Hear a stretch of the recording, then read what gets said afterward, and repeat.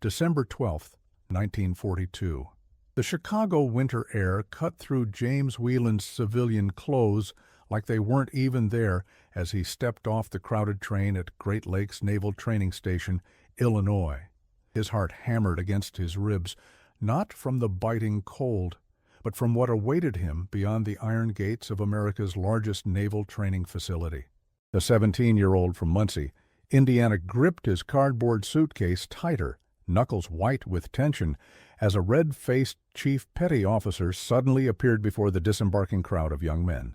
"Move it, civilians! You are now property of the United States Navy. This ain't your mama's porch. Move those feet!"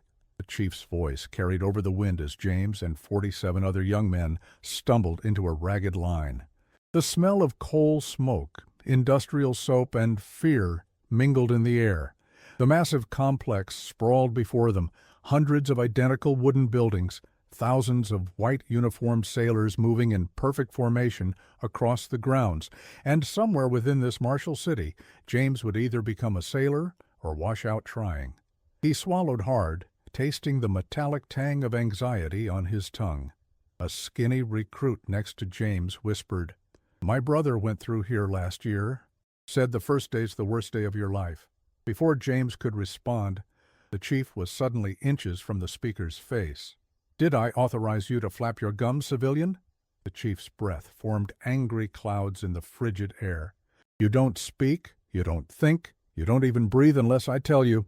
As the terrified group was marched toward the receiving building, James caught sight of a company of sailors executing perfect drill movements on a distant field, each man moving as part of something larger, something powerful. No one in James's shivering, mismatched group of civilians could imagine becoming like those disciplined sailors.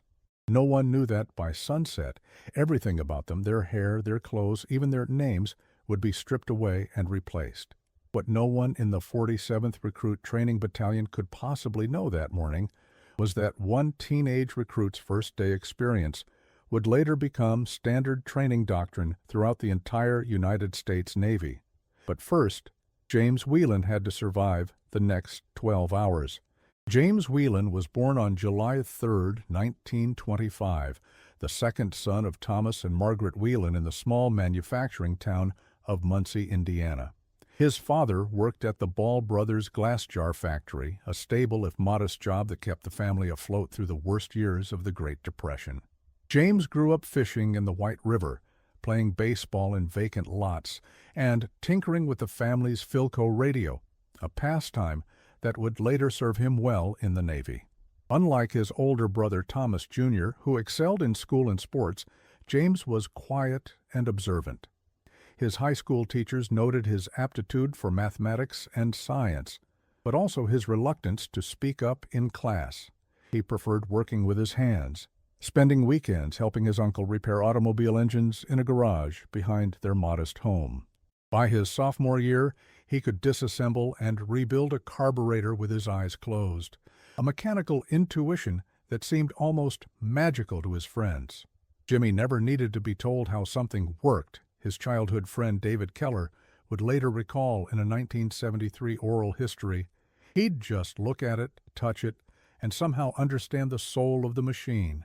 The rest of us would still be reading the instructions while Jimmy had already fixed it and moved on to something else. When Pearl Harbor was attacked on December 7, 1941, James was 16 years old and in his junior year of high school. His brother Thomas enlisted in the Army the very next day, joining thousands of outraged young Americans seeking revenge against Japan. James, too young to enlist without parental consent, listened to war reports on the radio with growing frustration. The stories of naval battles in the Pacific, of aircraft carriers and destroyers engaged in a new kind of warfare, fascinated him in a way the ground combat in Europe never did. For months he pestered his parents to sign the enlistment papers. His mother refused, insisting he finish high school first. But as American casualties mounted through 1942 and the draft age was lowered to 18, Margaret Whelan finally relented. 2 days after his 17th birthday, with his mother's reluctant signature, James Whelan stepped into the Navy recruiting office in downtown Muncie. "Why the Navy, son?" the weathered recruiter had asked. "Because I want to work with engines, sir," James replied. "Big ones." The recruiter smiled. "Well, they don't come much bigger than what we got on our ships. Sign here." James couldn't know that morning in July that his mechanical aptitude test would place him in the top 2% of all naval recruits that year. He couldn't know that within 18 months he would be assigned to the engine room of the USS Hornet, an Essex-class aircraft carrier that would become one of the most decorated ships of the Pacific War. He couldn't know that decisions he would make in the first 24 hours of boot camp would influence how thousands of other young men were trained. As he signed his name on the enlistment papers, the recruiter handed him a small card with reporting instructions for the Great Lakes Naval Training Station in North Chicago, Illinois. Report on December 12th. Not a day earlier, not a day later. And son, he added, his voice softening slightly, the first day's the hardest. After that, it gets, he paused. Well, it's still hard, but different. James's last few months as a civilian passed in a blur of goodbyes. His father took him fishing one last time at the White River. His mother cooked his favorite meals and tried not to cry at the dinner table. His friends, most waiting for their own draft notices, treated him with a new kind of respect. He was going first, leading the way. The night before his departure, Thomas Sr. handed his son a small pocket knife that had belonged to James's grandfather. "Keep it hidden," he advised. "They'll take everything else from you." When the bus departed Muncie at 4:30 in the morning on December 12, 1942, 6 other young men from the county were also aboard, headed for the same destination. By the time they reached Chicago, the group had bonded through nervous jokes and shared apprehension. They had no idea they would never see each other again after the first hour at Great Lakes. The United States in December 1942 was a nation fully transformed for war. Rationing affected everything from gasoline to sugar. Women were working in factories once dominated by men. Gold stars hung in windows of homes where sons had already been lost. And in places like Great Lakes Naval Training Station, the American military was undertaking the largest personnel expansion in history. The naval station itself had been established in 1911 as the Navy's primary freshwater training facility. Located on the western shore of Lake Michigan, about 40 miles north of Chicago, the original station had been designed to accommodate about 4,000 recruits. By December 1942, it was processing more than 12,000 new sailors every month. The original buildings and infrastructure were overwhelmed, necessitating a massive expansion that tripled the station's size. Unlike the Army, which had training facilities spread throughout the country, the Navy concentrated its basic training operations at just a few locations, Great Lakes being the largest. This was partly due to the specialized facilities needed for naval training, including large bodies of water for seamanship exercises, but also reflected the Navy's more centralized organizational culture. Every sailor, regardless of where they would eventually serve or what specialized skills they might later develop, needed to understand the same basic principles of naval service. Great Lakes also served as the primary training center for the Navy's technical specialists, the radiomen, machinists' mates, electricians' mates, and yeomen, who would form the backbone of the fleet's technical operations. This concentration of technical training would prove fortunate for recruits like James Whelan, whose aptitude could be identified early and channeled into specialized schools. By late 1942, the war in the Pacific had entered a critical phase. The terrible losses at Pearl Harbor had been partially avenged at the Battle of Midway in June, where the American Navy had sunk 4 Japanese aircraft carriers. But the fighting around Guadalcanal was still fierce, with U.S. Marines holding a tenuous position on the island, while Navy ships battled Japanese forces in the surrounding waters. These distant battles created an urgency at training facilities like Great Lakes. The Navy needed men, thousands of them, trained and ready as quickly as possible. The traditional 16-week training cycle had been compressed to 8 weeks, with recruits receiving only the most essential instruction before being assigned to ships. Quality could not be sacrificed, but time had become the most precious commodity in the war effort. When James Whelan and the other recruits arrived at Great Lakes that December morning, they were entering a system designed to transform them into sailors as efficiently as possible.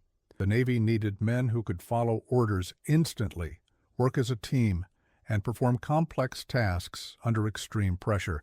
It needed men who identified first as sailors, not as civilians in uniform. And it had exactly 56 days to accomplish this transformation. What awaited them inside the gates would shock even the most prepared among them.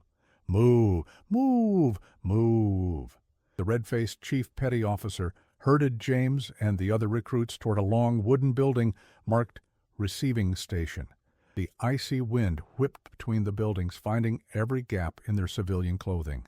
Most of the young men had never experienced institutional processing before. They had no reference point for what was about to happen. Inside the receiving building, the relative quiet was almost as jarring as the chief's shouting had been. Long lines of wooden benches filled the open space, already occupied by hundreds of other recruits who had arrived earlier that morning. At the front of the room, a row of tables was staffed by sailors with clipboards. "Take a seat and shut your mouths," the chief bellowed, then disappeared through a side door. For 20 minutes, James and the others sat in silence, watching as groups ahead of them were called to the front tables in batches of 50. When it was finally their turn, they stood nervously before the seated petty officers, who barely looked up from their paperwork. "Name, address, and date of birth," the sailor at the first table demanded when James stepped forward. "James Thomas Whelan, 522 Elm Street, Muncie, Indiana, July 3rd, 1925, he replied, trying to keep his voice steady. The petty officer stamped several papers and handed James a manila folder. "Move to the next station." At the second table, a bored-looking yeoman took his folder, added more papers, and handed him a cardboard tag with the number 76258 printed on it. "This is your service number. Memorize it. You'll use it more than your name for the next few years. Lose this tag, and you'll regret it. Next station."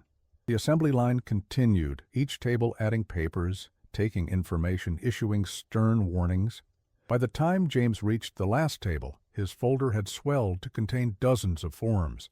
The chief petty officer there looked him directly in the eyes for the first time. "Whelan, you are now property of the United States Navy. You will proceed through that door to medical processing. Keep your mouth shut unless answering a direct question. Is that clear?" "Yes, sir," James replied. "I'm not a sir. I work for a living. I'm a chief. Now move." Beyond the door lay a scene that would be etched into James's memory for the rest of his life. A massive room filled with hundreds of young men in various states of undress. Some were completely naked, standing in lines for medical examinations. Others were having their heads shaved by sailors wielding electric clippers. The noise was overwhelming. Shouted orders, the buzz of clippers, the occasional nervous laughter, quickly silenced by barking petty officers. "Strip down civilian clothes in the box with your number," shouted a burly petty officer standing just inside the door. He pointed to rows of cardboard boxes along one wall. "Everything comes off." "Your mama ain't here to help you." James and the others hesitantly began removing their clothing. The December chill still permeated the wooden building, despite the steam radiators clanking along the walls. James folded his clothes carefully, placing them in the box marked with his number, tucking his father's pocket-knife into his sock before placing it with the rest. Naked now, along with hundreds of others, the vulnerability was overwhelming. Men from farms stood next to men from cities, rich next to poor, all reduced to the same basic human form, and all equally uncomfortable. A sense of shared embarrassment created an unexpected camaraderie. "Form a line here," ordered another petty officer, directing James's group toward the medical stations. "You will receive a complete physical examination. Any medical condition you have hidden from the Navy will be discovered today. Anyone found physically unfit for naval service will be processed for immediate discharge." The medical examination was thorough and impersonal. Doctors and corpsmen moved down the line, checking eyes, ears, throats, hearts, lungs, and reflexes. Each recruit was weighed, measured, and assessed for everything from flat feet to color blindness. Blood was drawn, vaccination records checked. "Turn your head and cough," the tired-looking medical officer instructed James when his turn came for the hernia check. The doctor's hands were cold and clinical. "Any history of asthma, heart trouble, or epilepsy in your family?" "No, sir." "Previous broken bones or serious illnesses?" "Broke my arm falling from a tree when I was 11, sir." "Fully healed." The doctor made a notation in James's file. "You'll do." Next station. The vaccination line came next, a row of corpsmen with needles prepared for smallpox, typhoid, and tetanus. The corpsmen worked with assembly line efficiency, swabbing arms with alcohol, injecting vaccines, and moving to the next man without pause. Many recruits fainted during this process, either from the needles themselves or from the cumulative stress of the morning. Those who fell were simply dragged to the side, revived with smelling salts, and returned to the line. James watched as the young man ahead of him, a pale, skinny fellow from somewhere in Ohio, swayed on his feet as the needle entered his arm. The moment it was withdrawn, his eyes rolled back, and he crumpled to the floor like a marionette with cut strings. Two corpsmen appeared immediately, dragging him to a recovery area where other fallen recruits were sitting with heads between their knees. No one commented. No one laughed. It was simply part of the process. When James's turn came, he clenched his jaw and focused on a distant point on the wall. The needle stung, but he remained upright, earning a brief nod from the corpsman before being pushed toward the next station. After vaccinations came the most visibly transformative moment of the day, the haircut. Barbers, some Navy personnel, and some civilian contractors operated 20 stations with electric clippers. Each haircut took less than 60 seconds, reducing every style, from slicked-back pompadours to farm boy crops, to the same quarter-inch stubble. James watched the men ahead of him emerge from the barber chairs, looking simultaneously younger and older, more vulnerable without their civilian hair, yet somehow already more military in bearing. When his turn came, he sat in the chair and felt the cold metal of the clippers against his scalp. The barber said nothing as dark brown hair fell in clumps onto the floor, joining piles of blonde, black, and red from the hundreds who had preceded him. "Next," called the barber, and James was pushed forward to the uniform issue station. Here, the process accelerated. Petty officers and civilian employees sized each recruit by eye, tossing items onto a growing pile in their arms. Underwear, undershirts, socks, blue denim work uniforms, white service uniforms, a blue wool peacoat, white hat, immediately dubbed the Dixie Cup by most recruits, black shoes, belt, neckerchief, and a sea bag to hold it all. "If it doesn't fit, you'll grow into it or out of it," joked the chief, overseeing the uniform issue. "The Navy doesn't have time for tailoring." James struggled to hold the mountain of clothing and equipment. The pile grew, a hammock, a mattress cover to be filled with straw, toiletry kit, manual of Navy regulations, and dozens of other items. By the time he reached the end of the issue line, the load was so unwieldy that items kept falling to the floor, causing petty officers to shout at him to secure his gear. One item in particular caught James's attention, a small blue book titled The Blue Jacket's Manual. A petty officer noticed him examining it. "That's your Bible for the next 8 weeks, farm boy. Sleep with it under your pillow. Every question you have is answered in there. Every rule you need to follow is written in there. Lose it, and you'll be doing push-ups until your arms fall off." James nodded, tucking the manual securely into his growing pile of Navy possessions. He would later discover that the petty officer wasn't exaggerating. The manual contained everything from knot-tying instructions to the proper way to address officers, from ship identification silhouettes to the correct method for stowing gear. It would indeed become his Bible. "You have 15 minutes to get dressed in your work uniform," announced the petty officer at the end of the line, pointing to a crowded changing area. "Blue denims, white t-shirt, black shoes, white hat. Everything else goes in your sea bag. Any man not properly dressed in 15 minutes will have extra duty tonight." The changing area was chaos. Hundreds of newly shorn recruits struggling to find the correct uniform items in their piles, helping each other decipher which piece was which, learning through trial and error how to put on unfamiliar clothing. The dungaree uniform was simple enough, blue denim trousers and a matching button-up jacket, but even this caused confusion among men accustomed to civilian styles. 13 minutes remaining, shouted the timekeeper. James managed to dress himself quickly, having watched others ahead of him. The uniform was too large, the pants had to be rolled at the cuffs, and the jacket hung loosely from his shoulders. The shoes, stiff black leather, already began raising blisters on his heels. But as he stuffed the remaining items into his sea bag, he caught a glimpse of himself in a distant mirror, and barely recognized the person staring back, head-shaved, dressed in navy dungarees, looking far younger than his 17 years. 7 minutes! All around him, other recruits were in various states of panic and confusion. A farm boy from Iowa couldn't figure out how to lace the unfamiliar black shoes. A city kid from Chicago kept putting his white hat on backwards. Without thinking, James moved to help them, showing them how to properly secure their uniforms. "What's your name?" asked the grateful farm boy. "Whelan," James replied, then corrected himself. "Seaman Recruit Whelan, I guess." 5 minutes. By the end of the allotted time, most of the recruits were dressed, though few looked comfortable or correct in their new uniforms. They were herded into yet another line, this one leading to the classification office. "You will now take a series of tests to determine your aptitude and placement within the Navy," explained a senior chief petty officer who appeared more scholarly than the drill instructors they'd encountered so far. The Navy has hundreds of specialized ratings, jobs that require specific skills and abilities. These tests will help us place you where you can best serve. The classification tests took nearly 3 hours. Mathematical problems, spatial reasoning challenges, mechanical aptitude questions, pattern recognition, the battery of assessments was comprehensive and exhausting. Many recruits, already overwhelmed by the morning's processing, struggled to focus.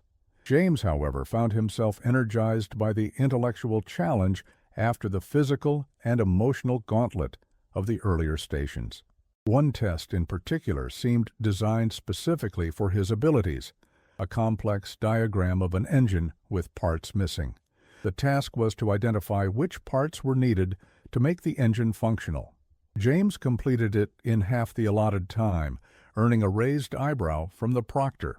Another test involved Morse code recognition, dots and dashes that had to be translated into letters and numbers. James had taught himself the basics of Morse code as a hobby, listening to naval communications on his uncle's shortwave radio. This, too, he completed with ease.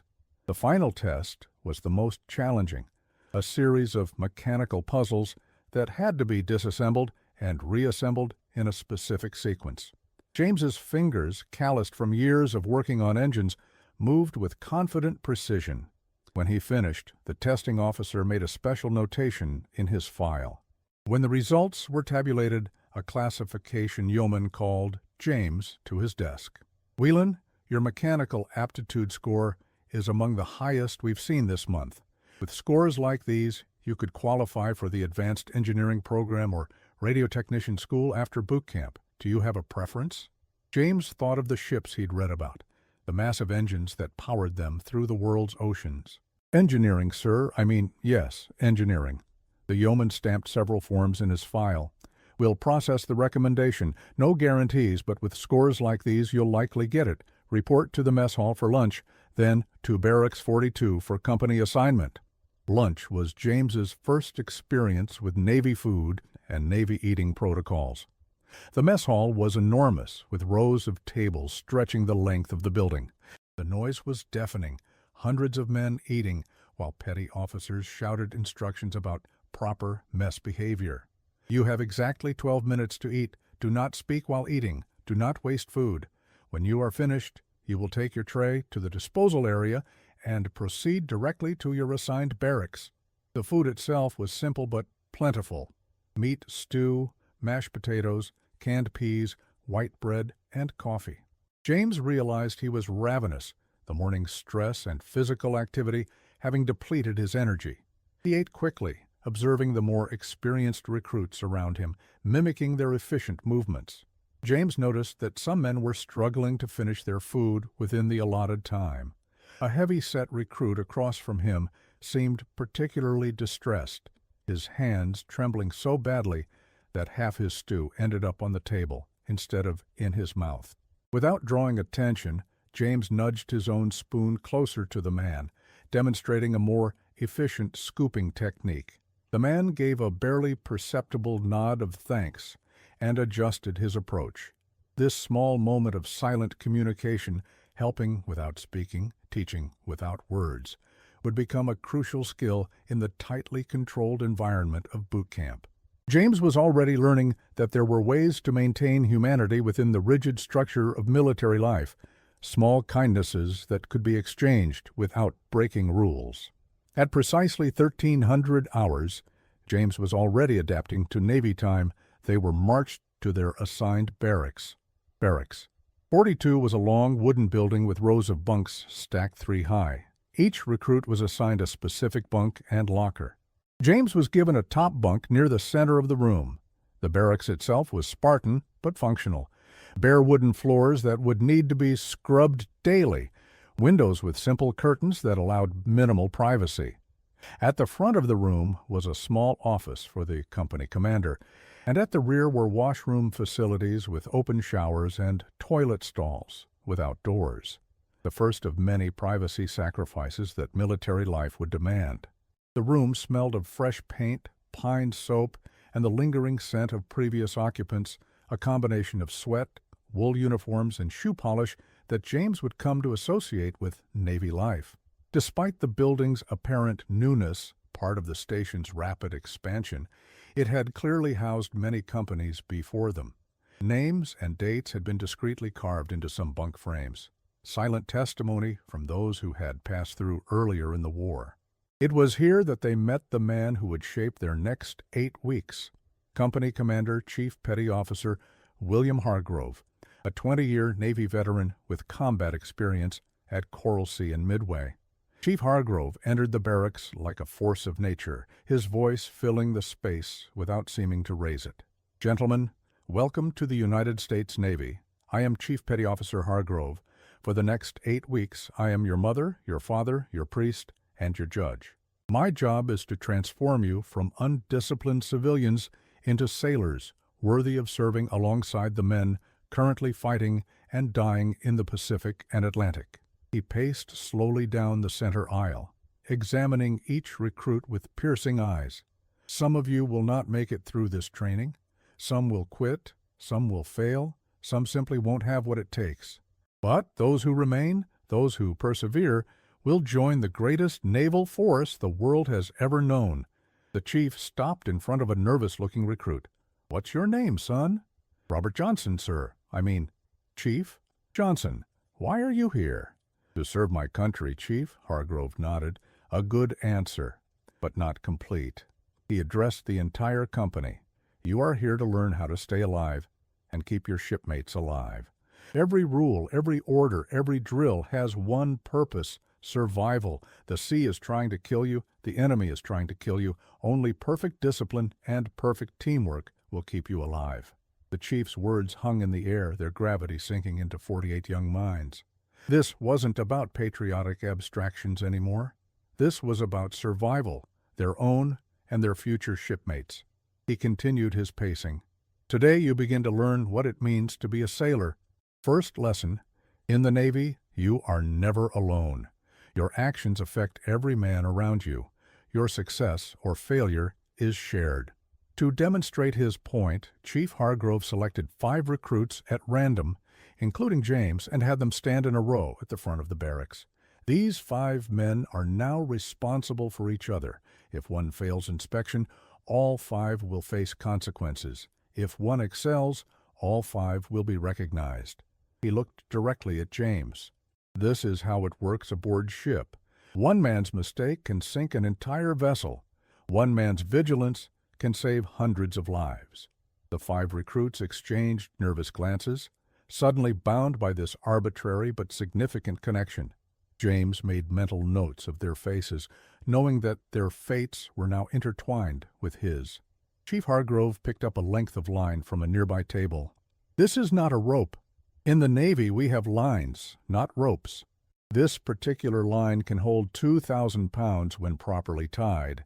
If tied incorrectly, it might hold nothing at all." He quickly demonstrated a series of knots. "These knots will become as familiar to you as your own name. Your life and the lives of your shipmates may depend on tying them correctly." For the next hour, Chief Hargrove continued the introduction to naval terminology and basic procedures. The floor was a deck. The walls were bulkheads. The bathroom was the head. Stairs were ladders. Left was port. Right was starboard. The overwhelming volume of new terms and concepts left most recruits' heads spinning.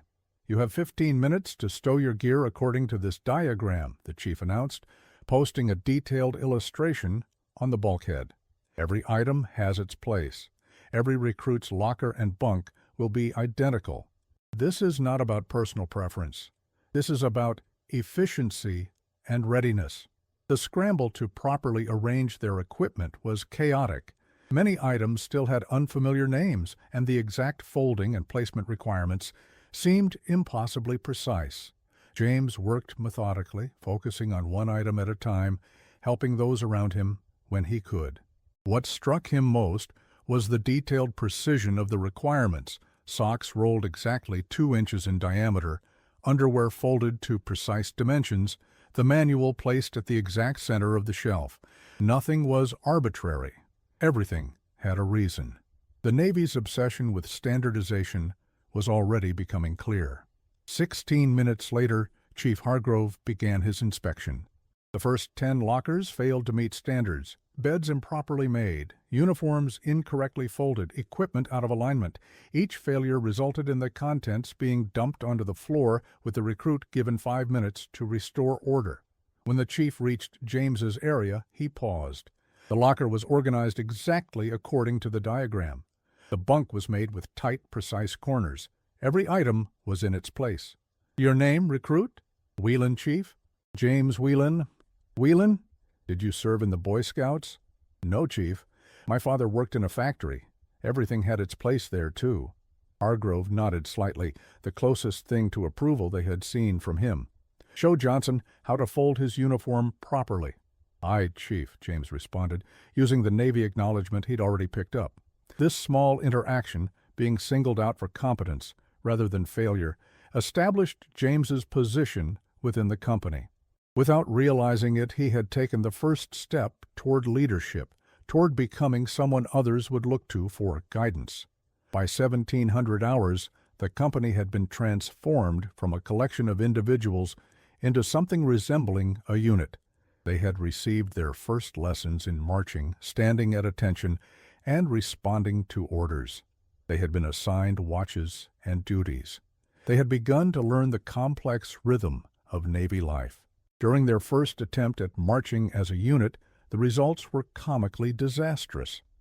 Left feet moved when right feet should have, lines wavered like snakes, and collisions were frequent. The petty officer instructing them watched with a mixture of amusement and despair. "My grandmother's sewing circle could march better than you lot," he declared, "and half of them are blind." He separated them into smaller groups, teaching the basic commands: forward march, column right, to the rear march, until they could execute them with at least minimal competence. James found himself naturally falling into the rhythm, his body responding to the cadence calls with surprising ease. "Whelan," the petty officer called, "front and center. You seem to have 2 left feet that somehow work together. Show these landlubbers how it's done." Nervously, James demonstrated the proper marching form, maintaining perfect posture and precise 90-degree turns. The other recruits watched intently, then attempted to mimic his movements with varying degrees of success. At the evening meal, they experienced their first collective punishment when one recruit spoke without permission. The entire company performed 20 push-ups on the mess hall floor, then ate their food standing up. "This is your first lesson in shared responsibility," Chief Hargrove explained after the meal. On a ship, one man's mistake affects everyone. One man speaks when he shouldn't, gives away your position to the enemy, and an entire crew dies. One man falls asleep on watch, misses an approaching torpedo, and an entire ship is lost. From now on, you succeed together or fail together. The message was clear. Individual actions had collective consequences. It was a harsh but effective way to build unit cohesion, to make each recruit consider the impact of their behavior on the group. After dinner came mail call, their last connection to civilian life. Some received letters that had been forwarded from recruiting stations. Most, having just left home that morning, received nothing. Then came the most dreaded moment of the day, the order to write home. Each of you will write a letter to your next of kin, Chief Hargrove instructed, passing out paper and envelopes. You will inform them that you have arrived safely at Great Lakes Naval Training Station. You will tell them you are being well cared for and receiving excellent training. You will not complain. You will not include details about our training methods. You may request basic toiletries and writing materials only. No food, no civilian clothes, no contraband. I will review each letter before it is mailed. The barracks fell silent, except for the scratching of pencils on paper. For many, this was the moment when the reality of their situation fully dawned on them. They were no longer civilians. Their old lives had ended that morning. James stared at the blank paper, unsure what to write that would pass the chief's inspection, while still sounding like him to his parents. Finally he began, "Dear Mom and Dad, I arrived safely at Great Lakes today. The trip was fine. I am now in Company 42. The food is good, and there is plenty of it. The Navy is taking good care of us. Training starts tomorrow. Please don't worry about me. I will write when I can. Your son, James." Simple, factual. Nothing that would concern his parents or reveal too much about the shocking transition he had just experienced. He sealed the envelope and added it to the stack on the chief's desk. As he returned to his bunk, James noticed several recruits struggling with their letters, some staring at blank pages, others discreetly wiping away tears. One young man from Kentucky, barely 16 but with papers claiming he was 18, quietly sobbed into his pillow. James pretended not to notice, preserving the boy's dignity in the only way possible. The final task before lights out was the assignment of the fire watch, a naval tradition dating back centuries. Every night, designated recruits would take turns standing watch in 2-hour shifts, ensuring the safety of the barracks and its occupants. It was both a practical safety measure and an introduction to the watchstanding responsibilities that would define much of their naval careers. James was assigned the midnight to 2 a.m. watch, considered one of the most difficult shifts, since it interrupted precious sleep at its deepest point. He accepted the assignment without complaint, recognizing it as another test of his reliability. At 2100 hours, the bugle call of taps sounded across the base. Chief Hargrove stood in the doorway of the barracks. "Tomorrow, your real training begins at 0500. You are no longer civilians playing dress-up in Navy uniforms. You are seaman recruits of the United States Navy with all the responsibilities that entails. Sleep well, you'll need it." The lights went out, plunging the barracks into darkness, broken only by the distant glow of a single guard lamp. Around him, James could hear the sounds of 47 other young men settling into unfamiliar beds, some quietly crying, others whispering prayers, most lying in stunned silence, trying to process the day's events. James lay on his back, staring upward into the darkness. His scalp felt strange, without hair. His body ached from the day's activities. The uniform still felt alien against his skin. In less than 14 hours, everything about his life had changed. And yet, as he drifted toward sleep, he realized something surprising. For the first time since Pearl Harbor, he felt like he was truly contributing to the war effort. The chaos and shock of the day had a purpose. It was the beginning of his transformation into someone who could make a difference. In the years that followed, James Whelan would serve with distinction aboard the USS Hornet. He would survive kamikaze attacks off Okinawa, He would rise to the rank of Chief Petty Officer. He would train hundreds of other young sailors in the engineering skills that helped win the war in the Pacific. But for the rest of his life, whenever asked about his naval service, he would always begin the story with December 12, 1942, the day he ceased being a civilian and began becoming a sailor. The Great Lakes Naval Training Station processed more than 1 million sailors during World War II. The methods developed there, the rapid but thorough transformation of civilians into naval personnel, became a model for military training throughout the American Armed Forces. The system James Whelan experienced that December day was harsh by necessity. The Navy understood something that the 17-year-old recruits could not, that proper training was the difference between life and death in combat. Every shocking element of that first day had a purpose. The sudden removal of individuality through uniform haircuts and clothing, the deliberate disorientation to break down civilian habits, the immediate introduction of naval terminology and procedures, the emphasis on perfect attention to detail, and perhaps most importantly, the constant reinforcement that in the Navy the group always matters more than the individual. For the young men who passed through those gates in the early 1940s, that first day remained etched in memory for a lifetime, the day that marked the boundary between who they had been and who they would become. For many, including James Whelan, it was the beginning of the most significant transformation of their lives. When the midnight fire watch came, James silently climbed down from his bunk, careful not to disturb his sleeping comrades. He pulled on his uniform and shoes without turning on a light, a skill he would perfect in the weeks ahead. The cold wooden floor creaked beneath his feet as he made his way to the watch station at the barracks entrance. The previous watchstander, a sleepy recruit from Philadelphia, briefed him in whispered tones. "All quiet. Chief came by at 23:30 to check. Remember to log any movement in or out of the barracks." James nodded and took his position. For the next 2 hours he paced the length of the darkened barracks, listening to the collective breathing of 47 young men whose lives had changed as dramatically as his own that day. Outside the windows, the vast naval training station continued its round-the-clock operations. Distant lights, occasional vehicle movements, the muffled sounds of machinery.